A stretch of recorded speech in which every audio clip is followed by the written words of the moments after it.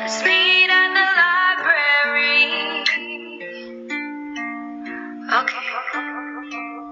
Hi everyone, it's Julia and welcome back to my channel. Today we are here to do my January wrap-up. It's almost the end of February, so technically I'm not late. This is not a retroactive wrap-up. This is just like a regular wrap-up because I do those now because I'm caught up. So as long as I get this up before March hits, we're good. I read 7 books in the month of January, 3 physical books, and I listened to 4 audiobooks. I didn't have any ebooks, no graphic novels. It was a pretty standard reading month for me, but I actually only happen to own 2 of these books, so sorry I can't hold more of them up. Yeah. If you've never seen a wrap-up of mine before, I start with my lowest rated book and work my way up to the best, the highest rated, because positivity, you know? So my lowest rated book of January was actually also my first book of 2020. Oops. This is Can You Survive the Zombie Apocalypse by Max Brallier. Brallier? Couldn't tell ya. This is a like choose your own adventure style novel where you go around and make choices and flip to various pages. It's my tradition to read one going into the new year. I've done it, this is the 4th year now. So that's always fun because it's like a game and it's like a silly way to start my reading year. This one was a flop though. It was very much written by a man for other men, very male-gazy, very male fantasy-ish, and I just like couldn't deal with it. There were a couple of endings that were great. There's one where you can choose to go hide out in Barnes & Noble and then you read zombie apocalypse books and eat all the Starbucks food and like prepare to survive the apocalypse. And that's like a positive ending and also a good ending. There's one plot line where the main character and this group that he finds all go to a museum and they like start taking all the old armor and wearing it to protect themselves from zombies, and I'm like, that's so smart. Like, there were some things that were really cute and clever, and then there were a lot of things that were like, and then there were zombie strippers. And just like so many descriptions and usages of like balls and testicles. Like, that has never been a thing in a book, like, to my knowledge. I've never been like, wow, this book is talking a lot about testicles. This one really did. Is that a man thing? I don't know. It was odd. Did I say I only gave this 2.2 stars? I gave this 2.2 stars. It just, yeah, it was not really worth me reading. The most joy I got out of this was when I read things out loud to my roommate to make her laugh. So, yeah, I'm gonna be donating this one because slim chance of me ever wanting to reread it. The next lowest rated book I have wasn't a total flop for me. I did give it an even 3 stars. It's Me Before You by Jojo Moyes. I know, controversial. To be fair, this was controversial years ago. I missed that boat, but I did purchase this book with my own money when it was popular, before all of the problematic aspects were pointed out. So, like, I wanted to read it. I spent real dollars on it. So Me Before You, if you somehow have been living under a rock and you don't know, is about a girl named, well, a woman named Louisa Clark who needs a job, and so she gets this job as a personal caregiver for a man named Will Traynor who has recently, fairly recently, become quadriplegic, and so it's a lot of her trying to help him and in various ways, and there's a little bit of romance, you know, but also it's a tearjerker, so yeah. It's not the worst. I definitely see the issues and the ableism with it. I was very uncomfortable actually for the majority of the novel with just like how hard everyone else in the book except for Louisa is like, Jesus, if I were him, I would want to die. Like, no one could stop saying that. Like, there was not one person who's like, a silver lining. Everyone is like, well, my life would be over. And it was just like, it was yucky to me. I will admit, this did elicit some feelings in me. I spent the last 50 pages ugly crying.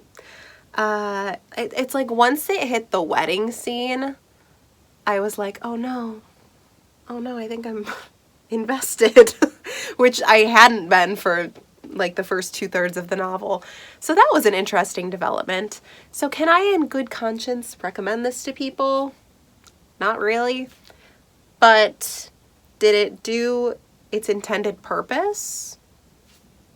Yeah, I guess. It got me to care. Again, not one I'll be rereading, but I don't regret reading it. It was an experience. Also, by the way, I've been doing so much better at posting my Goodreads reviews, not just like my little number breakdowns, but like actual words in the reviews. So if you're interested, I think all of these except for maybe like 2 at the moment have full reviews, and they'll all be linked down below in the description if you want to hear some more specific thoughts. Moving on up to 3.5 stars, we have Tess of the Durbervilles by Thomas Hardy. Listen, I couldn't rate this book really high because, like, I kind of hated most of the characters and the pacing was kind of weird in some spots. But is the plot an absolute banger? Yes. Oh my god, this book is wild. I fully spoil all of it in my Goodreads review because, like, right after I read it, I was like, okay, and then that happened, and whoa! I was going crazy. So Tess of the Durbervilles is, wow, where do I start? It's about this girl named Tess, right? And so she is like from this like kind of low class, like working farming family, and her dad learns that they're descended, because they're Tess Durbervilles, they're descended from the Durbervilles, who are like their fancy relatives. And so her parents are like, hey, why don't you go visit our relatives and, you know, see if they want to marry you, get some money? Because you could marry your cousin back then, it's fine. So she goes, she meets her cousin Alec, he's super in love with her, she's not feeling it. Events transpire. Do you want a trigger warning? It's all in my review. And Tess's life is like totally changed, and then in the future she's like meeting this other man, but then her cousin comes back into her life, and there's all these things, and like, wow, it's just, I don't know. Tess was my favorite character, but also like a lot of her choices, I'm like, just stop. Just stop. You deserve so much more than this. There's a part where she like writes this really angry letter telling someone off, and I was like, yes, it was so good. I mean, I don't even know.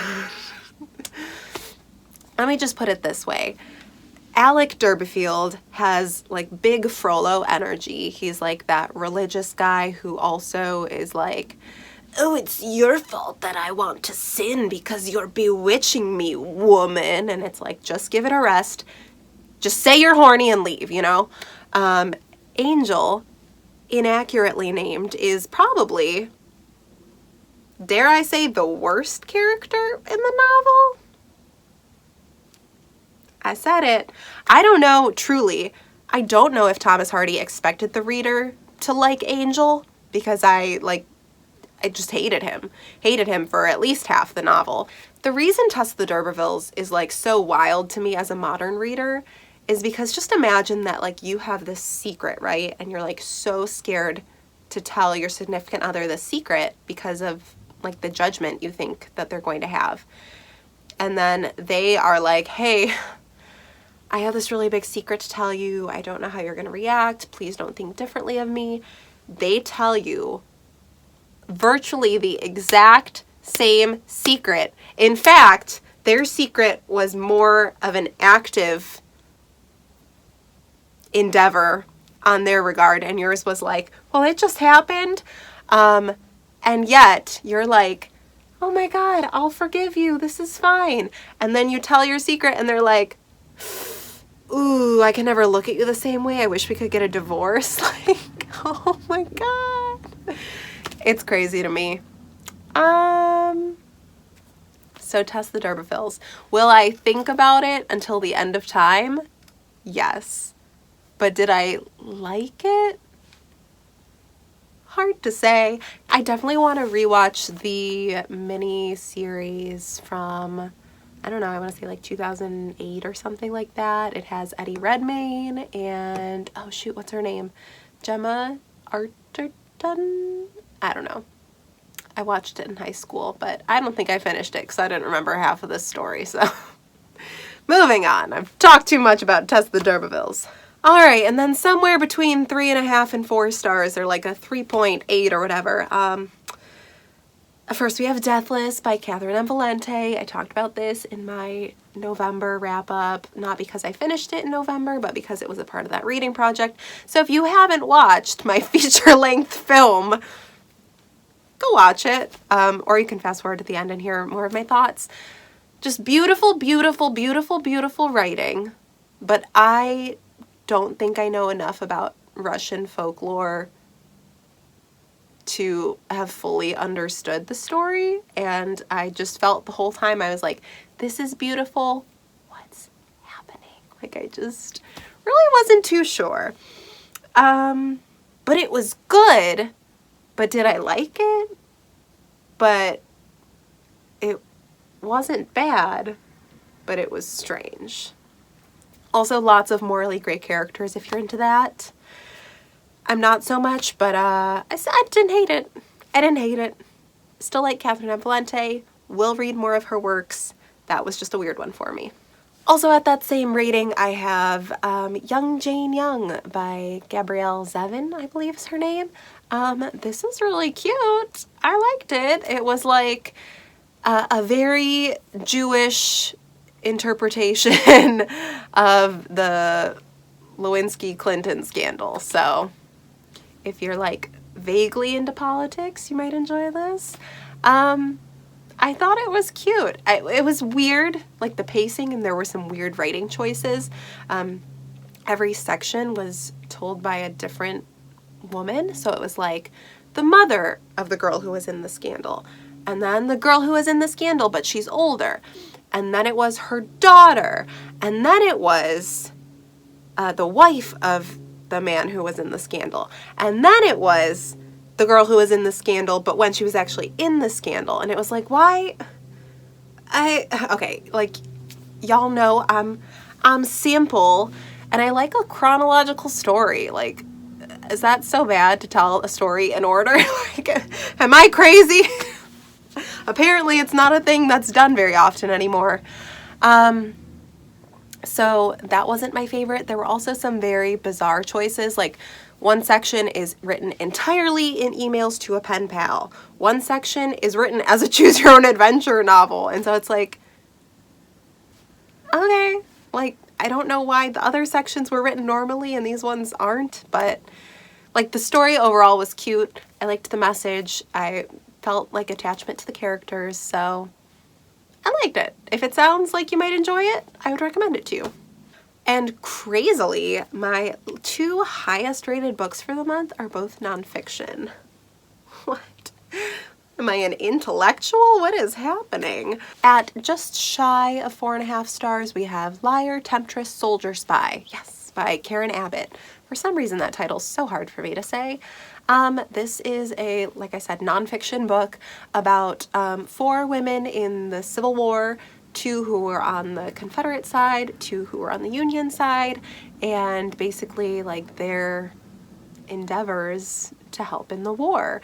You know, some, well, no, all of them really were spies. Like, one dressed up as a man and fought as a soldier.